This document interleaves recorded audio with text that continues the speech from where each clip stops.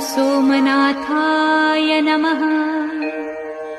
ॐ मल्लिकार्जुनाय नमः।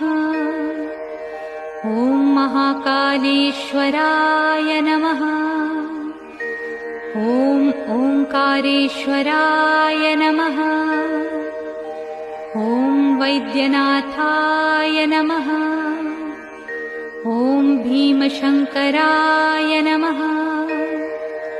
ॐ रामेश्वराय नमः। ॐ नागेश्वराय नमः। ॐ विश्वेश्वराय नमः। ॐ त्र्यंबकेश्वराय नमः।